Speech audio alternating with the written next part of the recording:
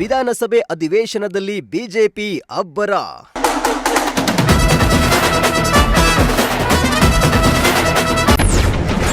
ಮೂರನೇ ದಿನದ ಕಲಾಪದಲ್ಲಿ ಸರ್ಕಾರಕ್ಕೆ ಬಿಸಿ ಮುಟ್ಟಿಸಿದ ವಿಪಕ್ಷ.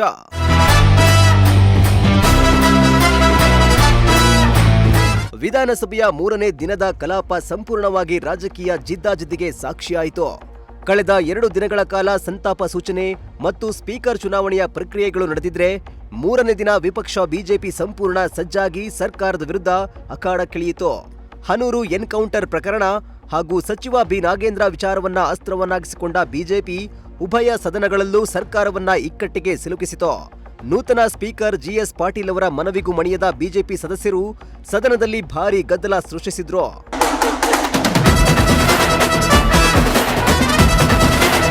ವಿಧಾನಸಭೆಯ ಮೂರನೇ ದಿನದ ಕಲಾಪ ಆರಂಭವಾಗ್ತಾ ಇದ್ದಂತೆ ಪ್ರತಿಪಕ್ಷ ನಾಯಕ ಆರ್ ಅಶೋಕ್ ಹನೂರು ಎನ್ಕೌಂಟರ್ ಪ್ರಕರಣವನ್ನ ಪ್ರಸ್ತಾಪಿಸುವ ಮೂಲಕ ಸರ್ಕಾರದ ವಿರುದ್ಧ ನೇರ ವಾಗ್ದಾಳಿ ನಡೆಸಿದ್ರು. ಈ ವಿಚಾರ ಚರ್ಚೆಗೆ ಬರ್ತಿದ್ದಂತೆ ಸದನದಲ್ಲಿ ಗದ್ದಲದ ವಾತಾವರಣ ನಿರ್ಮಾಣವಾಯಿತು. ನಿಯಮಾವಳಿಗಳ ಮೂಲಕ ಚರ್ಚೆಗೆ ಅವಕಾಶ ಕೋರಬೇಕು ಎಂದು ಸ್ಪೀಕರ್ ಜಿಎಸ್ ಪಾಟೀಲ್ ಪದೇ ಪದೇ ಮನವಿ ಮಾಡಿದರೂ ಬಿಜೆಪಿ ಸದಸ್ಯರು ಹಿಂದೆ ಸರಿಯಲಿಲ್ಲ. ಹನೂರು ಎನ್ಕೌಂಟರ್ ಪ್ರಕರಣವನ್ನ ಗಂಭೀರವಾಗಿ ಪ್ರಸ್ತಾಪಿಸಿದ ಬಿಜೆಪಿ ಸದಸ್ಯರು ರಾಜ್ಯ ಸರ್ಕಾರದ ವಿರುದ್ಧ ತೀವ್ರ ಆಕ್ರೋಶ ವ್ಯಕ್ತಪಡಿಸಿದ್ರು. ಸರ್ಕಾರಕ್ಕೆ ಮಾನ ಮರ್ಯಾದೆ ಇದೆಯಾ ಅಂತ ಆರ್ ಅಶೋಕ್ ಪ್ರಶ್ನಿಸಿದ್ರೆ, ಸತ್ತವರ ಹೆಣದ ಮೇಲೆ ರಾಜಕೀಯ ಮಾಡ್ತೀರಾ ಅಂತ ಕೃಷ್ಣ ಬೈರೇಗೌಡ ಕೌಂಟರ್ ಕೊಟ್ರು. ಸರ್ಕಾರನೇ ನಾವೇ ಹೇಳಿದ್ರೆ ಎನ್ಕೌಂಟರ್ ಮಾಡಕ್ಕೆ ಅಂತ ಹೇಳ್ಬಿಡ್ಲಿ, ಬಿಟ್ಬಿಡ್ಲಿ. ತಮಿಳುನಾಡು ಮುಖ್ಯಮಂತ್ರಿ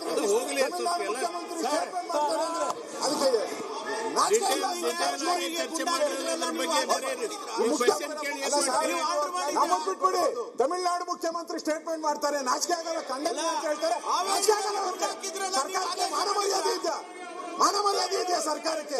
ಸ್ಟೇಟ್ಮೆಂಟ್ ಮಾಡ್ಬೇಕಾಯ್ತು, ಅವರು ಹೇಳ್ಬೇಕಾಯ್ತು. ಪರಿಹಾರ ಏನು ಕೊಡ್ತೀರಿ ಅವ್ರಿಗೆ?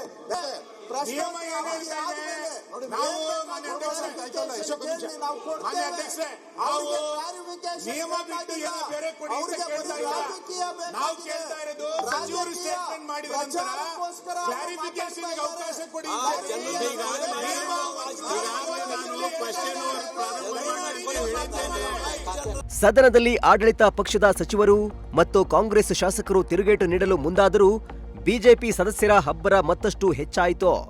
ಗದ್ದಲದ ನಡುವೆ ಅರಣ್ಯ ಸಚಿವ ರಾಮಲಿಂಗಾರೆಡ್ಡಿ ಅವರು ಹನೂರು ಎನ್ಕೌಂಟರ್ ಕುರಿತು ಸದನಕ್ಕೆ ವಿವರವಾದ ಉತ್ತರ ನೀಡಿದ್ರು.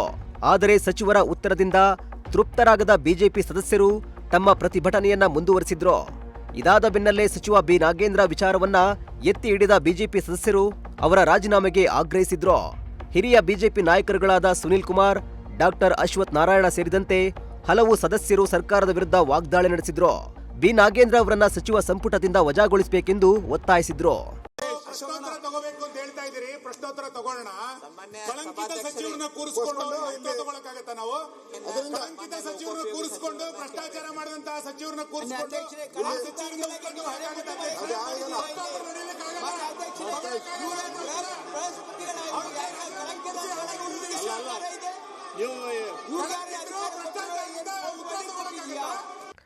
ಪ್ರಶ್ನೋತ್ತರ ಅವಧಿಗೆ ಅವಕಾಶ ನೀಡುವಂತೆ ಸ್ಪೀಕರ್ ಮನವಿ ಮಾಡಿದ್ರು. ವಿಪಕ್ಷ ಸದಸ್ಯರು ಅದಕ್ಕೆ ಒಪ್ಪಲಿಲ್ಲ. ಪರಿಣಾಮ ಸದನದಲ್ಲಿ ಗದ್ದಲ ಮತ್ತಷ್ಟು ತಾರಕಕ್ಕೇರಿತು.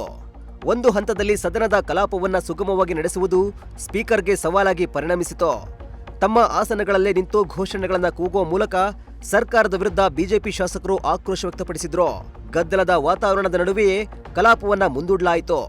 ಒಟ್ಟಾರೆ ಮೂರನೇ ದಿನದ ಕಲಾಪದಲ್ಲಿ ಬಿಜೆಪಿ ಸಂಘಟಿತ ಹೋರಾಟದ ಮೂಲಕ ಸರ್ಕಾರದ ಮೇಲೆ ಒತ್ತಡ ಹೇರಿ ಆಡಳಿತ ಪಕ್ಷಕ್ಕೆ ಬಿಸಿ ಮುಟ್ಟಿಸುವಲ್ಲಿ ಯಶಸ್ವಿಯಾಗಿದ್ದು, ಮುಂದಿನ ದಿನಗಳಲ್ಲಿ ಈ ವಿಷಯಗಳು ಸದನದಲ್ಲಿ ಮತ್ತಷ್ಟು ರಾಜಕೀಯ ಕಾವು ಹೆಚ್ಚಿಸುವ ಸಾಧ್ಯತೆ ಇದೆ. News desk, Prajashakti TV, Tumakuru.